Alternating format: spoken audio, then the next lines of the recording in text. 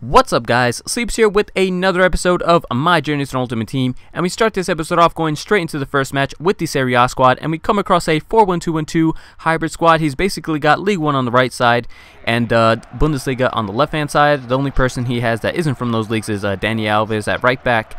So we go 1-0 up in this game pretty early on. Gabbiadini was just ahead of his mark, and he's just wide open for that header. There's no way he's going to miss that. And right here, we have ourselves a corner. We whip that in, and there is Ogbonna. Ogbonna is probably the most consistent for me at scoring corners. You know, it's him and Mirko. It seems to be the only one that gets on the end of them. So he puts us up 2-0, and we're looking to extend our lead here. We play this chip through ball to Gabbiadini, and Gabbiadini finishes nicely. I was kind of surprised.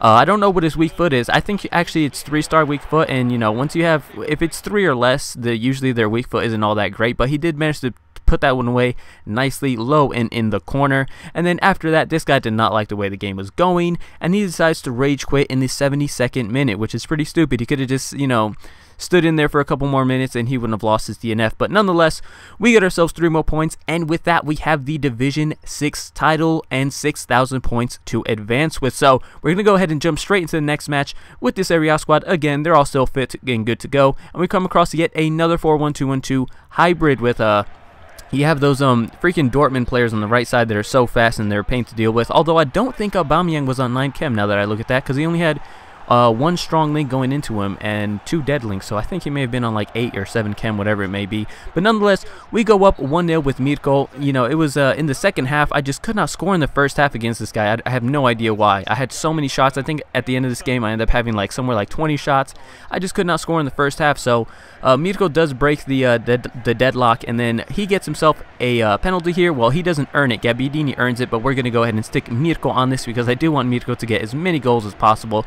And we're going to go ahead and go top middle because that's usually where I like to go, and unlucky, we hit the freaking crossbar. I was really expecting that to go in, so I was thinking that my bad luck was going to continue, but Gabbiadini comes up with a clutch goal to kind of, you know, give me some breathing room, and that was a nice finish too. It was at near post, finesse shot. I wasn't too sure if he'd be able to get it around checking in, but he does manage to do so, and with that we take a 2-0 victory, and that is our first 3 points in Division 5, and we are looking good to go. So we're going to go ahead and switch to our hybrid squad, the fitness squad, and arguably I may actually like using this squad a little bit more.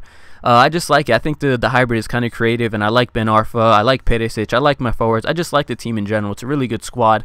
So we're going to go ahead and search, and this guy had a 4-3-3 of the 4th variation with the cam, and it was a pretty solid, primarily Bundesliga squad. It wasn't bad, and he goes up with Royce on a header. He's breaking. I could not catch whoever that was delivering that cross to Royce, and he ends up going 1-0 up. But right there, he makes a huge mistake, Lam. That is a huge mistake from Lam, and we managed to equalize after capitalizing on that error.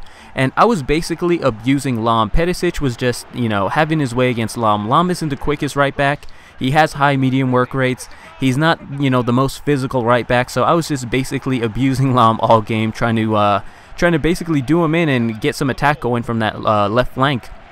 So we get a second goal there, and then right here in the 9 minutes of the game, Mandzukic is played through, and he seals the deal, 3-1. There's no way this guy's coming back, and I don't think this guy appreciated the fact that I went up 3-1. He knew he wasn't going to get back in this, so he decides to rage quit in the 88th minute, which is a bit ridiculous. If he would have just, you know, in real time, and that's basically, that was only a minute left of FIFA time, which is like, what, 15 seconds real time. He could have just hung in there for a little bit longer and he would not have lost his DNF. But nonetheless, we take 3 more points to advance with, and we are now sitting on 6 points in Division 5. Now, you guys have been asking to see some of the player stats, and I'm going to go ahead and show you guys that now. Gabbiadini is our top goal scorer with 28 goals in 22 appearances, which is pretty good.